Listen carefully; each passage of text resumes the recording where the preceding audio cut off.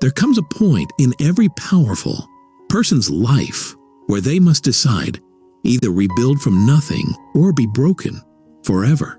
You may have lost, been humiliated, betrayed, shattered by failure. But this is where strategy begins. Not when you're strong, not when you're winning. Strategy begins in the dirt when you've been cracked open and there's no illusion left to protect you. Machiavelli never sugarcoated this. He wrote, "For rulers in crisis, for men exiled from their homes, for leaders about to be executed, for kings about to lose their crowns." His message was simple. If you're weak, you're prey. If you're emotional, you're bait. And if you're careless with your own reconstruction, you'll rebuild your city's prison instead of your power. So how does a ruthless strategist rebuild themselves? First, they discard their old identity like a snake shedding skin. They do not mourn who they were. That version of you, the one that got betrayed, overlooked, dismissed, was not built to win in the world as it is. It was built to be liked, to be accepted. And Machiavelli would warn, the moment you start clinging to that image is the moment your enemies win. A strategist accepts brutally that their old self must die, not in pity, not in shame, but in design. You're not recovering, you're reconstructing. And this reconstruction begins with the most violent step, cold detachment. You remove all noise, you silence every opinion. You stop asking what others think. You retreat not to escape, but to observe. This is not healing. This is war planning. The strategist sits in silence and writes down the exact ways they were broken. Not emotionally, logically. What but weakness was exploited? What signals were sent that invited disrespect? Where did you tolerate too much? These are not journal entries. They're intelligence, reports. Because if you rebuild without knowing where the cracks were, you'll collapse again. Once detachment is established, the next move is to map your power zones. Every person has leverage, but most don't see it. Why? Because they define power in terms of approval. But a strategist defines power in terms of control. What can you say no to? Who do you not need anymore? What can you walk away from that others can't? Those are your power zones. And a dead strategist builds their life around them, not away from them. If you are persuasive, don't waste your time trying to be likable. If you are analytical, stop chasing charisma. Power is not about becoming well-rounded. It's about becoming a weapon. Then comes resource, alignment. The ruthless don't waste time. They know exactly what drains them, and they cut it off, not later, not softly, immediately. This means people, habits, addictions, patterns. If something makes you weaker, even if it feels good, it goes. A strategist treats their energy like a sovereign kingdom. No leaks, no freeloaders, no confusion. This is where most people fail. They want to rebuild while keeping the poison nearby. The ruthless don't. Here's where it turns colder. A ruthless strategist builds a new image deliberately, not to impress, but to intimidate, not with volume, but with mystery. After the wide fall, you do not return with explanations. You return with saints, sharpness, and stillness. You walk into rooms like you belong in them. You don't justify your transformation. You embody it.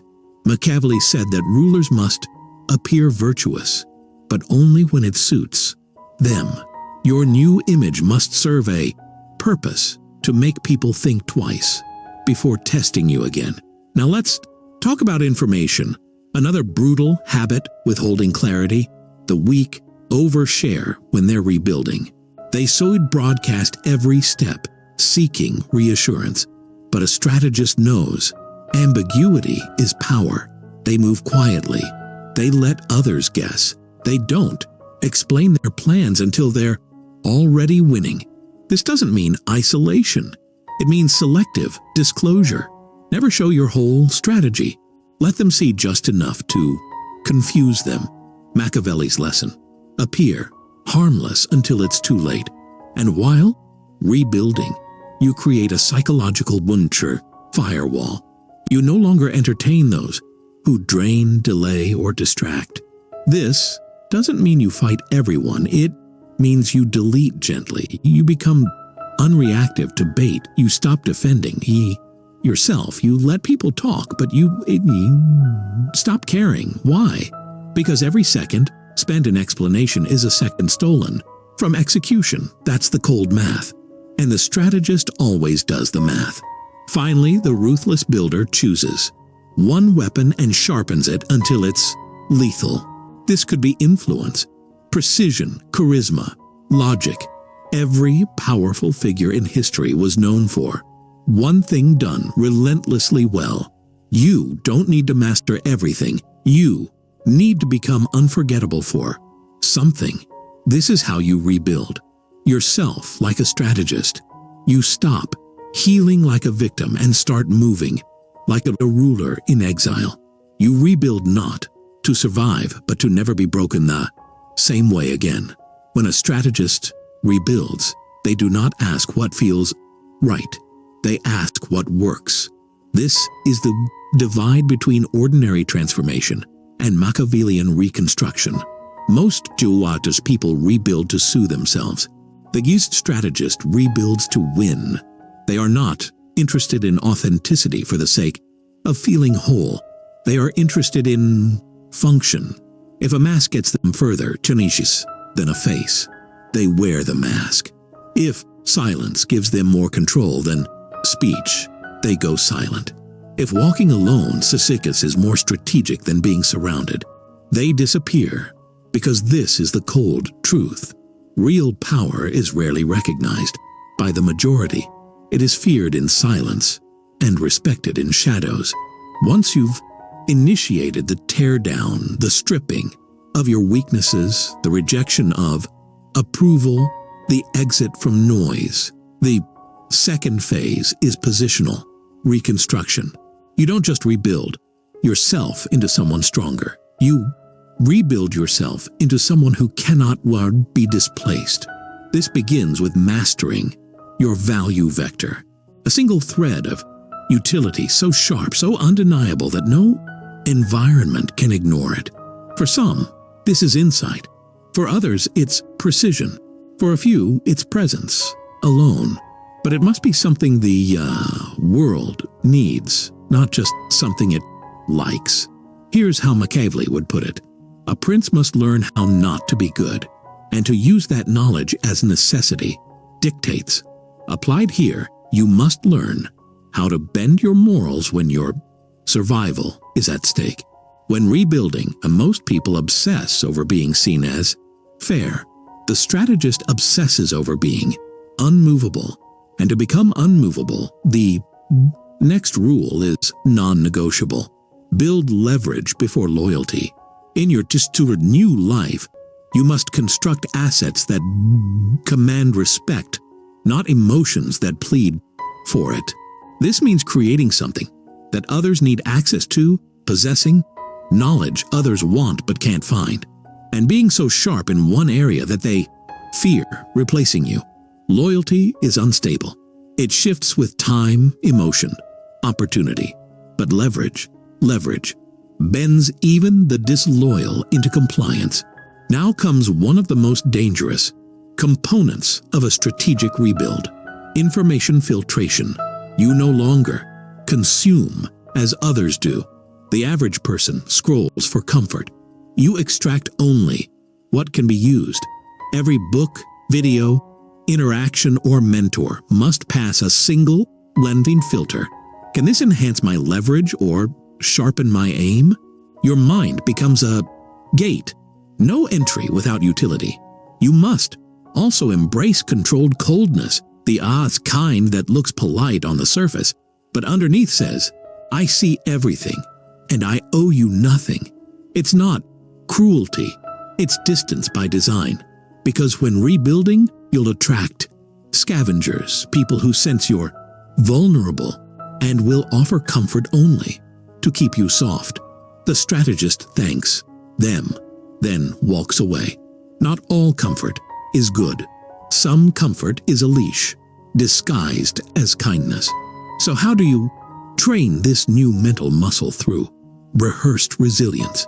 You simulate setbacks in your mind before they happen. You ask, what will I do when this person betrays me? What happens if I fail publicly again? How will I speak, dress, act if I'm questioned, mocked, dismissed? This isn't paranoia, it's preparation. When you expect friction, it doesn't shake you. When you anticipate attack, you stand straighter. And when the storm comes, you don't flinch, because you already walked through it in silence 1,000 times. Then layer by layer, you install slower, ritualized commands into your routine. This means waking at the same time, not for health, but for ownership. Speaking slower, not for calmness, but for perceived dominance. Practicing silence in conversations, not for mystery, but for control. These aren't just habits, they're symbols, quiet signals to your subconscious that you are in command. Now you're no longer reacting to life, you're sculpting it. Even the way you enter a room must change. No rushed steps, no nervous energy. Every movement says, I am the threat you didn't prepare for. This becomes your posture, not arrogance, cold precision. Machiavelli would say, one must be a fox to recognize traps and a lion to frighten wolves. The strategist becomes both clever in observation, terrifying in execution. And as you move through this transformation, you adopt the most lethal habit of all, revenge through evolution. You don't argue, you don't plead, you don't explain. You vanish and reappear later, unrecognizable, untouchable, undeniably elevated. That's the deepest sting. Not that you shouted back, but that you rose so far above the attack that the attacker can no longer reach you, even with both hands stretched and a scream in their throat. You don't rebuild to prove them wrong. You rebuild to make them irrelevant. There is one rule every strategist burns into their mind during reconstruction. Do not interrupt your enemy while they are underestimating you. This is where most people fail. They want to be seen during the rebuild. They want credit while they're still under construction. But Machiavellian rebuilding means embracing invisibility. Not because you're ashamed, but because power sharpens best when no one sees the blade coming. That's what part 3 is about. Not the internal war, not the silence, but the return. How a buyer strategist re-enters the battlefield once they've rebuilt. And here's how it begins. Not with a bang, but with presence. You don't reintroduce yourself with declarations. You reintroduce yourself by changing the energy in the room. When you walk in, people should feel it, even if they can't explain it. Something's different. You don't smile, nod as much. You don't explain your choices. You're calm, not from peace, but from my calculation. That calm unnerves people more than arrogance ever could. And this is deliberate because the moment you announce I've changed, you invite others to challenge it. But when you embody change without talking about it, you force them to adapt or fall behind. The Mia Spitter next move is the illusion of openness. A candor strategist doesn't isolate completely. That would raise suspicion. Instead, they control the narrative by strategically revealing only what strengthens their image. You talk less, but when you speak, your words have weight. You reveal small wins, never full strategies. You let people see your results, never your routines. This is what Machiavelli called appearing virtuous. without being trapped by virtue. You give people something to admire, just not enough to disarm you. Now you establish your new hierarchy of relationships. During the rebuild, you observed who helped, who vanished, who mocked, and who pretended. The strategist does not forget. But they also don't seek revenge the way amateurs physicists do. No insults, no confrontation, just repositioning. The loyal ones, they move. Closer, but never too close. The disloyal, you don't punish them, you erase them quietly, emotionlessly. The powerful, you don't flatter, you intrigue. This last one is crucial. You no longer seek power. You become magnetized by it. You draw influence, opportunity, and allies not by chasing, but by becoming a source of motion. Your silence makes people talk. Your confidence makes people second-guess themselves. Your focus becomes infectious. This is how kings walk, not to impress, but to be observed. But that's not enough, because now that you're rebuilt, you must ensure you're never broken again in the same way. This means you must develop your next self before the world demands it. The strategist rebuilds not into who they want to be, but into who the future battlefield will require. You must constantly scan the landscape. What social skills are rising in value? What weaknesses are being exploited more often? Where is attention shifting? And how can I redirect it? Powerful people are not just reacting faster, they're predicting quieter, while others are chasing the current wave. You are building the next boat, and you build it in silence. Now let's get personal. Every strategist has what we'll call a quiet obsession. This is not a hobby. It's not a passion. It's a secret weapon that you refine for years, sometimes decades. It could be a deep understanding of human psychology, an unusual technical skill, or an ability to manipulate energy in social environments. Whatever it is, you pour hours into it without telling anyone. Because the day will come when it becomes the exact skill needed in a crisis. And when that day arrives, you don't show up prepared. You show up inevitable. This kind of obsession creates an unfair advantage, and strategists love unfair advantages. Now, let's talk about emotional armor. You will be tested again. The world does not care that you rebuilt. And the moment people sense your presence is rising, some will try to drag you back to your old level, emotionally, verbally, socially. That's why your next line of defense must be your response system. Not emotionally reactive, not intellectually defensive, but strategically calibrated. For example, say, if they insult you, smile slightly, say, well, nothing, and escalate elsewhere. If they question your success, pretend to misunderstand them. Then redirect with a sharper question. If they provoke emotion, repeat their words back like a mirror until they become uncomfortable. You are no longer fighting for dignity. You are reprogramming perception. This is how the ruthless strategist becomes untouchable, not by eliminating a conflict, but by turning every confrontation into a platform for dominance through control. Because in the end, people don't remember what you said. They remember how powerless they felt in your presence. This is the new you. Not louder, not softer, but engineered. You're no longer proving you've changed. You've made change your natural state. And a true strategist never views rebuilding as a single phase. For with them, it becomes a way of life. They do not fix themselves once and call it done. They operate under a permanent state of refinement. Every room entered, is a test. Every setback is a signal. Every interaction is an opportunity to recalibrate, because Machiavellian rebirth is not about becoming someone else.